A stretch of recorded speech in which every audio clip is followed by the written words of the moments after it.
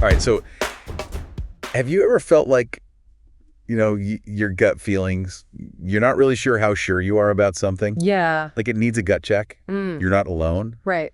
Turns out there's actual science to this whole confidence thing. Yeah. We're diving into research from a team at Basque University in Spain Okay.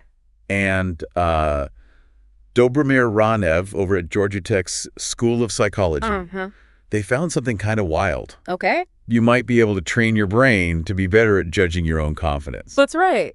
This idea is called metacognition, basically thinking about thinking. And this research suggests that we might not be stuck with the level of self-awareness we have now. Right. There's room for improvement. So how did they figure this out? Okay. Did they, hook people up to brain scanners or something? Not quite, though. That would be cool. Yeah. They went with a more classic approach. Imagine a grid full of X's and O's. Okay. And your job is to quickly figure out which symbol dominates the grid. Okay. Sounds easy enough, right? Yeah, I think I could handle that. Right. Where's the deep dive come in? So the twist is they didn't just want the answer. Okay. They asked participants to rate their confidence level on a scale of 1 to 10. Okay. Then, and this is where it gets really interesting, they asked for a second confidence rating. Hold on. So they had people double check their gut feeling. What was the point of that? That's the genius of it. Okay. They wanted to see if people could actually refine their initial instinct, that first flash of confidence. And the results were pretty impressive. Okay. I'm on the edge of my seat here. What happened? Did people just randomly change their minds? Not at all. They found that just that simple act of rethinking their confidence led to a measurable improvement in accuracy. Wow. People got better at telling when they were truly confident versus just guessing. Whoa. So taking a second to think about it actually made people's judgments better. Yeah. That's wild. It really is. And it makes you wonder how much we just go with that first gut feeling without really examining it. What if we could all tap into this ability to refine our confidence? That's a great question. Okay, so we've got people staring at grids of X's and O's, rethinking their gut feelings and somehow becoming more accurate. Yeah. But how does that even work? Right. What's going on in our brains that allows for this improvement? Well, that's the million-dollar question. Right. The researchers explored a few different theories. Okay. One idea they considered was post-decision evidence accumulation, Okay. which basically means that even after we think we've made up our minds, our brains might still be gathering and processing information. So it's like our brains have a mind of their own still working behind the scenes, even after we think we've reached a decision. Exactly. This continued processing could potentially lead us to adjust our confidence levels, especially if we spot new information or notice something that doesn't quite add up with our initial judgment. Okay, that makes sense. But in this experiment, the participants weren't getting any new information after they made their initial decision. Right. They were just asked to rethink their confidence level. You're right. That's a key point. Okay. That's why the researchers believe that while post-decision evidence accumulation might play a role in some cases, it's not the primary explanation for what they observed in this particular study. Intriguing. So if it's not about gathering new evidence, what else could be happening? Is there some kind of mental magic trick going on here? Not magic, but it does involve a bit of mental decluttering. Okay. The researchers suggest that the key might lie in reducing something called metacognitive noise. Metacognitive noise. Yeah, think of it like mental static that interferes with our ability to accurately judge our own knowledge or performance. Okay, metacognitive noise. It sounds like that mental chatter that keeps you from thinking clearly. Exactly. They propose that taking a moment to reconsider our confidence, even without any new information, could help filter out some of that noise. So by taking that pause to reevaluate, we're giving our brains a chance to quiet down and get a clearer signal of our true confidence level. Precisely like fine-tuning a radio dial to get rid of the static and find the clearest reception. The initial confidence rating might be fuzzy, but taking a second look allows us to refine our judgment and get a more accurate sense of how confident we should be.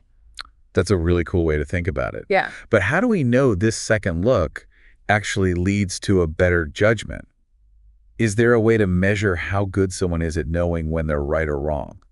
There is. Researchers use something called METAD prime, Metacognitive crime. which sounds complicated, but it's actually pretty straightforward. Imagine a baseball player who knows they're good at hitting fastballs but struggles with curveballs. Okay. Their METAD prime for hitting fastballs would be high because their confidence accurately reflects their performance. Okay. But for curveballs, it would be lower because they tend to be overconfident, swinging and missing more often. Ah, I get it. So a high meted prime means you're good at knowing when you're likely to be right or wrong. Right.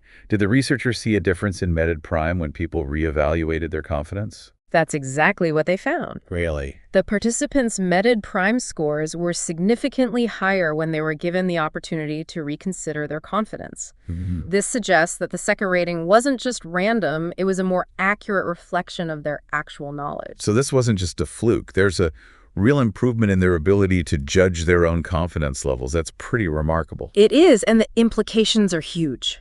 Think about all the decisions we make every day, big and small. Right. Imagine if we could all get better at knowing when our gut feeling is on the right track and when we need to pause and reconsider. Yeah, it's like having a superpower. Yeah.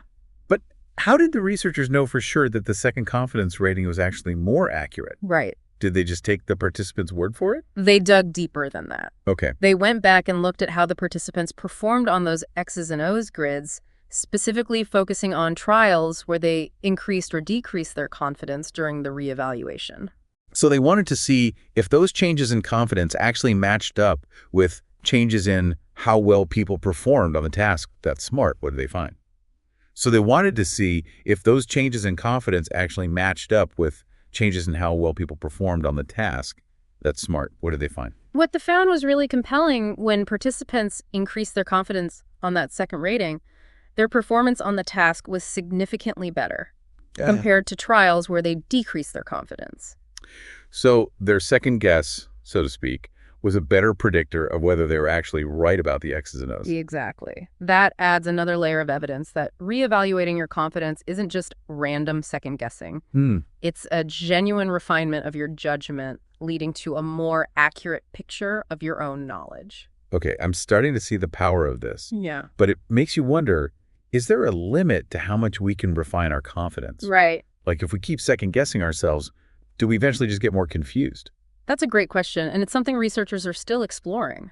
There have been studies where people gave multiple confidence ratings, almost like a hierarchy of confidence. So like being confident about being confident, that sounds pretty meta. It does, doesn't it? Yeah. There's debate about whether those extra layers of confidence actually reflect a separate mental process, Okay. or if it's more about how we frame the question. But here's the interesting part. Even in those studies, Okay. people showed improved metacognitive sensitivity when they had more opportunities to evaluate their confidence. So even if we don't fully understand why it works, the evidence seems to suggest that taking a moment to reconsider how sure we are can lead to better judgment. Precisely. It seems like slowing down, even just for a moment, lets our brains sort through the mental clutter and arrive at a more refined assessment. And this brings us to another exciting aspect of this research. Okay. The potential for training our metacognitive abilities. Okay, now we're talking. So how do we actually practice this confidence reevaluation? Do we need to start meditating on grids of X's and O's? That might be one approach, but there are simpler ways. Imagine incorporating little prompts into your daily life. After you make a decision, take a breath and ask yourself on a scale of 1 to 10, how confident am I really in this choice? So just by doing that regularly, we could become more aware of those subtle shifts in our confidence levels. Exactly. And the more we pay attention to those signals, the better we get at interpreting them and using them to make better decisions. It's like learning to listen to your body when you're working out. Okay. At first, you might not be very good at recognizing when you're pushing too hard or not enough. Right. But with practice, you develop a better sense of your limits. That's a great analogy. So it's like we can train our brains to become more accurate confidence detectors. That's a great way to put it. And think of the impact that could have not just on our decision-making, but on our learning, problem solving, and even our overall well-being. Imagine feeling more confident in your ability to tackle new challenges and navigate complex situations. That's a pretty empowering thought. So for all our listeners out there, the next time you're facing a decision, big or small, take a moment to pause and ask yourself, how confident am I really? You might be surprised by what you discover. Who knows? Maybe you'll unlock a level of confidence you never even knew you had. That's the beauty of this research. It challenges us to rethink our relationship with confidence. It's not just something we either have or don't have. It's a skill we can cultivate and refine. And that journey of mastering our own minds, well, that's a deep dive worth taking.